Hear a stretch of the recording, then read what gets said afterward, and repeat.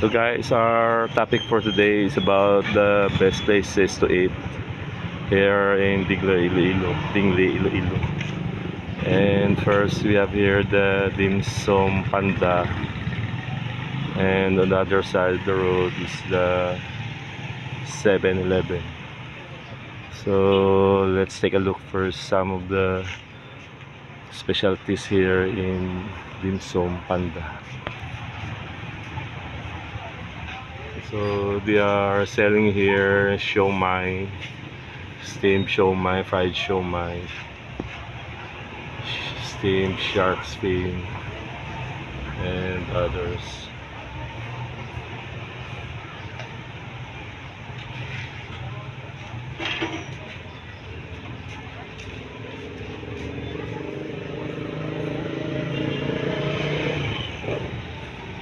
So we will go next to 7-Eleven. Let's try to see the store.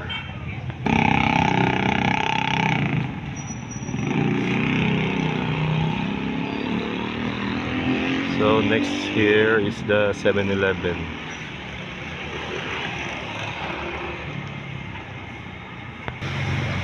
So guys, let's get inside 7-Eleven and see all the foods available there.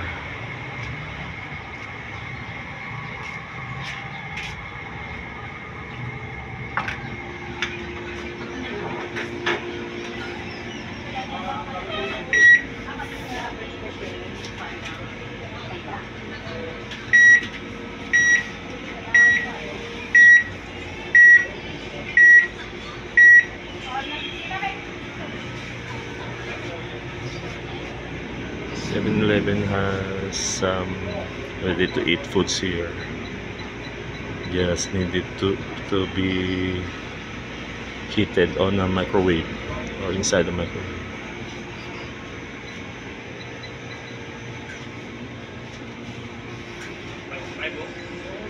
And lots of noodles. Chupas.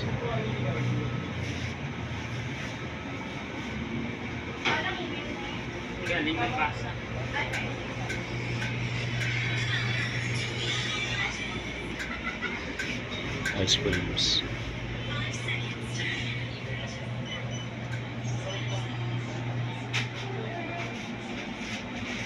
And drinks.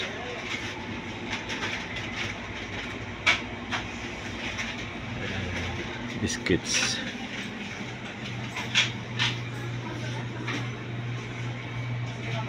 And also canned goods.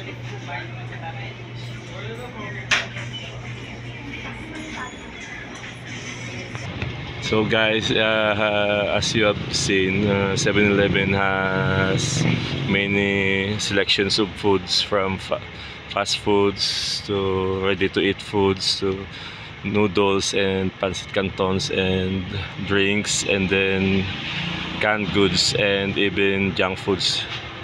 Now let's go to other places here in Dingley.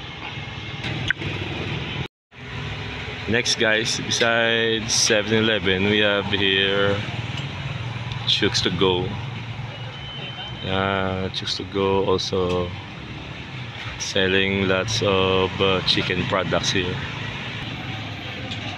So guys, usually Chooks to Go is selling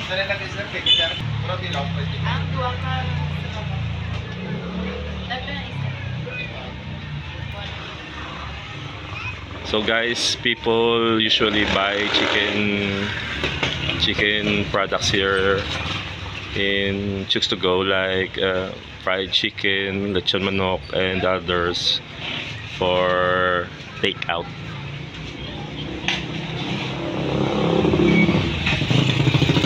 Now let's go to another place guys. So we have another eatery here in Dingley, called Nanding's Batchoy Refreshment, and people usually go here to eat batchoy, tangon, miswa, and other soaps. So If you are interested to eat bok choy, just go to this place here in Dingley, guys. So just beside Nanding's bok choy, guys, we donuts are being sold here. Happy House Donuts, and we have several donut flavors here.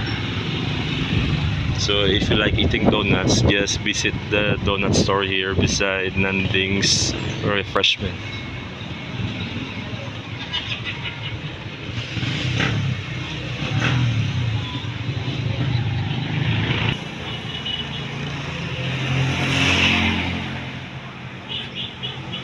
Guys, we have here Cebuanos, lechon manok, and lempo. And this store is selling lechon manok here, lechon manok products for customers to take out.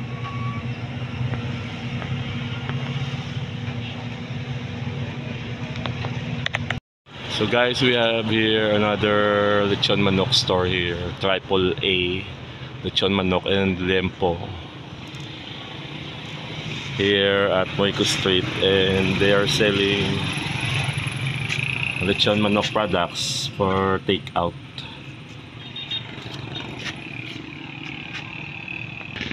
So we have here some eateries, guys, beside here Moico Street. And they are selling some Filipino dishes here.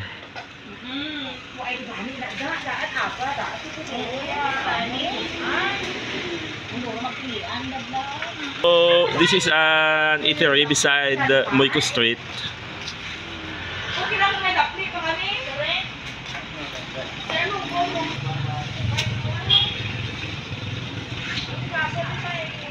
And we have another eatery here.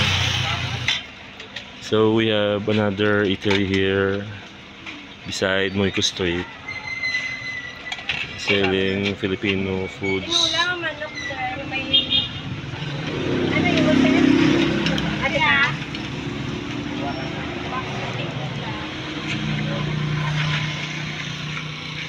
So these eateries, guys, are beside Moico Street.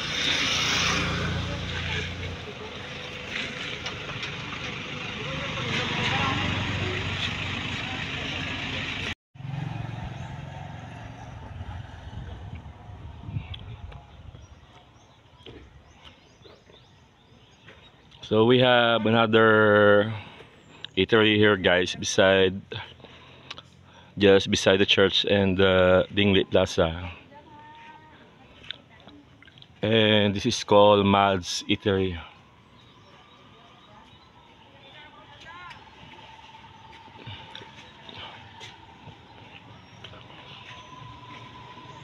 They also sell ice cream products.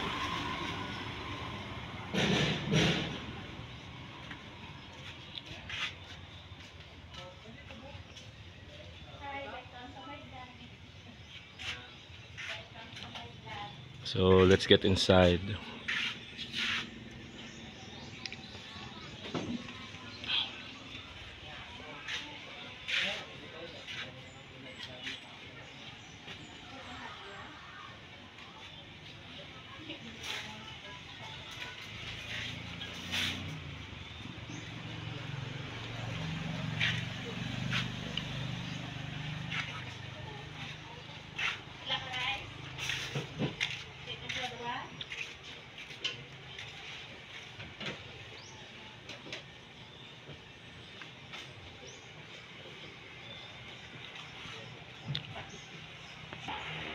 So Mads Eatery has some customers right now.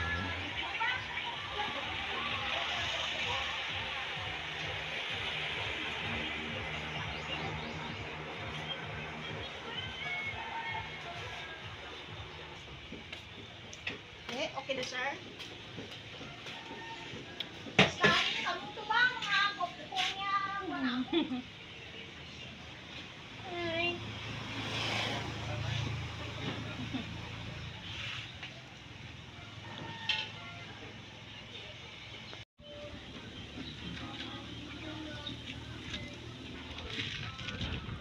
So here beside the river, guys, of Dingle, we have here another restaurant or eatery called Pang Pang Suba. Now let's see what's inside.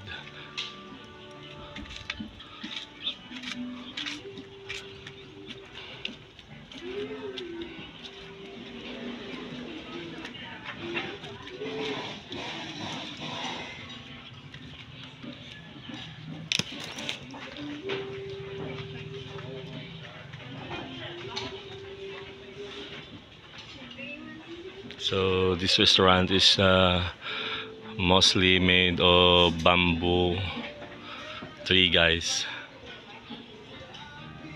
And let's go upstairs.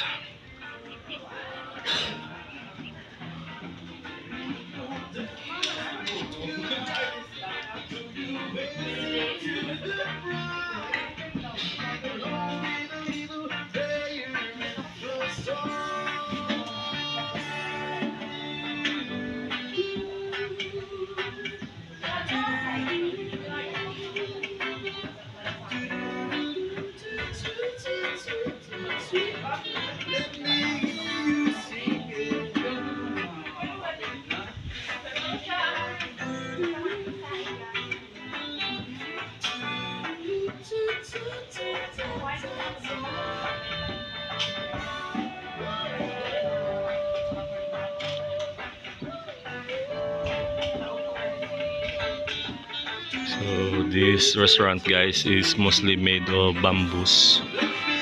Even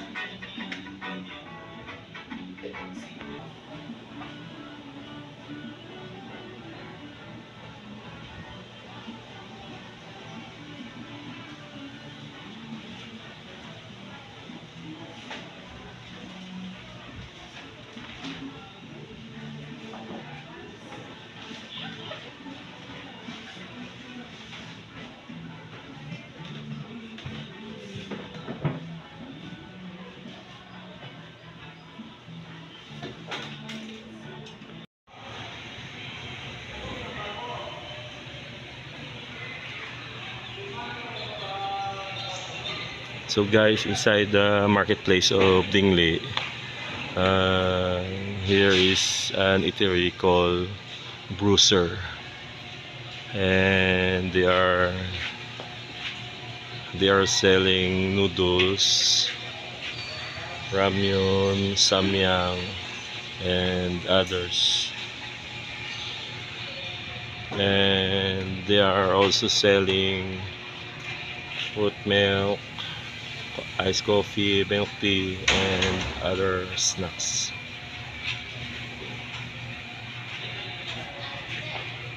So this is another eating place, guys. If you are interested, you can visit this place inside the Dingle marketplace.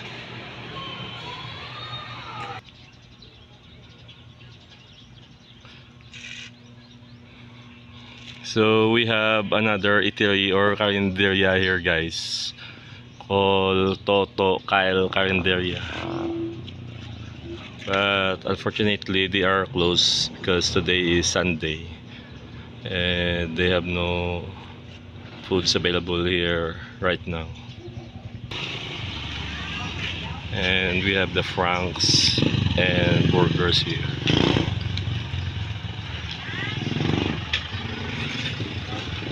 The rest of the eateries are closed because today is Sunday.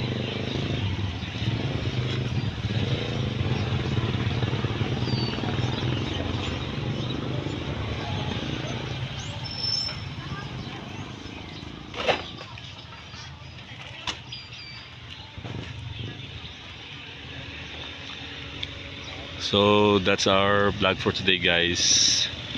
The available places or the best places here in Dingley, Iloilo. The best places to eat. So I showed you some of the eateries, carinderias or restaurants and other stores here. And hope you enjoyed this vlog, guys. And if you feel hungry and you are just around here in Dingley, you may visit these places. And please don't forget to like, share and subscribe, guys, and see you on our next vlog.